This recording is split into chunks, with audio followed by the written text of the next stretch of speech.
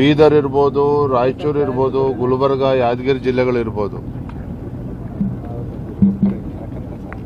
12% ಅಷ್ಟು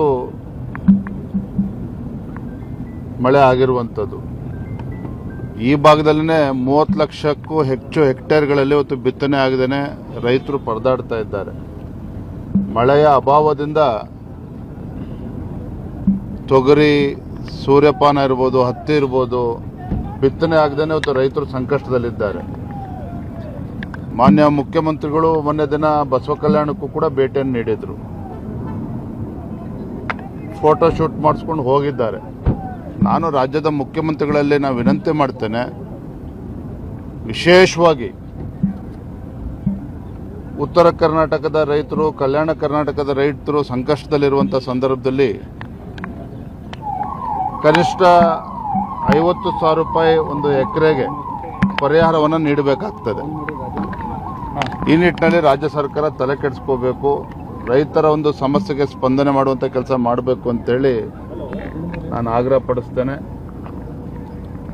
ಮೊನ್ನೆ ಬಸವ ಕಲ್ಯಾಣ ಕೂಡ ಭೇಟಿಯನ್ನು ನೀಡಿದಾಗ ಉಳಿದಿರ್ತಕ್ಕಂಥ ಹಣವನ್ನು ಬಿಡುಗಡೆ ಮಾಡ್ತೇನೆ ಬಸವ ಕಲ್ಯಾಣದ ಅಭಿವೃದ್ಧಿ ದೃಷ್ಟಿಯಿಂದ ಅಂತ ಹೇಳಿದ್ದಾರೆ. ಅನುಭವ ಮಂಟಪಕ್ಕೆ ತಮ್ಮೆಲ್ಲರೂ ಕೂಡ ನೆನಪಿದೆ, ಹಿಂದೆ ಭಾಜಪ ಸರ್ಕಾರ ಇದ್ದಾಗ ಸನ್ಮಾನ್ಯ BS ಯಡಿಯೂರಪ್ಪನವರು ಬಹಳ ಮುತುವರ್ಜಿ ವಹಿಸಿ 100 ಕೋಟಿ ರೂಪಾಯಿಗಳನ್ನು ತತ್ಕ್ಷಣ ಬಿಡುಗಡೆ ಮಾಡಿ, 200 ಕೋಟಿ ರೂಪಾಯಿಗಳನ್ನು ತತ್ಕ್ಷಣ ಬಿಡುಗಡೆ ಮಾಡಿ, ಸುಮಾರು 500 ಕೋಟಿ ರೂಪಾಯಿಯಷ್ಟು ಒಂದು ಪ್ರಾಜೆಕ್ಟ್ ಆಗಿರುವಂಥದ್ದು. ಆದರೆ ಯಾಕೋ ಏನೋ ಕಳೆದ 3 ವರ್ಷದಲ್ಲಿ ರಾಜ್ಯದ ಕಾಂಗ್ರೆಸ್ ಸರ್ಕಾರ ಇದ್ರ ಬಗ್ಗೆ ತಲೆ ಕೆಡಿಸ್ಕೊಳ್ಳಿಲ್ಲ.